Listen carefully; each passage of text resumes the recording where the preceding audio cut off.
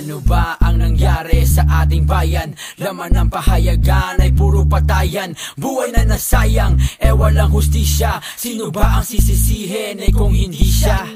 Buhay na nasayang, hindi man lang nabigyan ng karangalan. Kaya tuloy ang Pilipinas, hindi alam kung ano kinabukasan. Maraming mga tao naghihirap dahil sa gobyerno na laging nangungurap. Palagi na lang bang mayaman ang nananalo at ang mga mahirap ay laging talo? Kailan kaya magiging patas ang hustisya nang sa ganon makaangat naman sa Asya? Pero ano ang sitwasyon ng ating bayan? Walang ibang maririnig kundi patayan, gera sa basilan. Kailan kaya titigilan para sa ganon magkaroon ng kapayapaan? Pero patuloy pa rin sa paglaganap ng krimen. Kailan kaya iyan mapipigilan, men? Sino nga ba dapat nating sisihin para sa ganon sila ay ating mapaamin?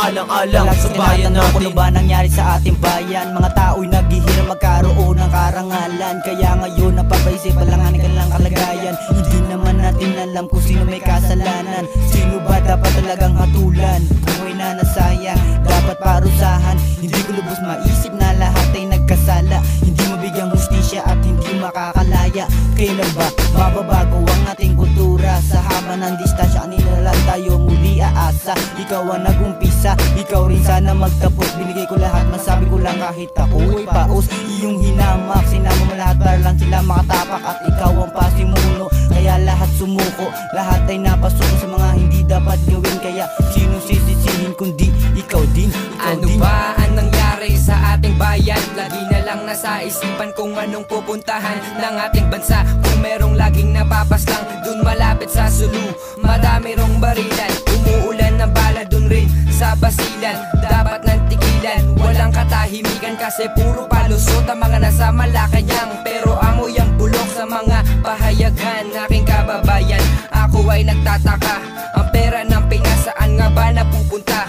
Di sa mga sugalan ng libangan. Magkaalaman na, di subukan yung hula. Araw-araw, bawat oras maririnig mo ay putok ng baril. Wala nang katahimikan, puro na lang patayan. Ang dami ng buhay, lagi na lang nasasayan. Yan lang ang palaging usapan sa aming bayan. Hindi na ba magbabago ang bayan? Sinilangan, ang dami na nga taong nag-aalinlangan ng mga ibang bansa. Dahil sila ay suwana at rinding-rindi na sa mga ulat na masasagwa. Mga bata walang ginawa kundi magpakahandusay sa kalsada, tumagay ng serbesa at tumambay. Kailan ba ang bayan natin ay magiging matiwasay? Para naman ang bayan natin ay magmukhang mahusay. Ano ba ang nangyari sa ating bayan?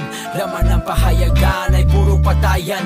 Buhay na nasayang, walang hustisya. Sino ba ang sisisihin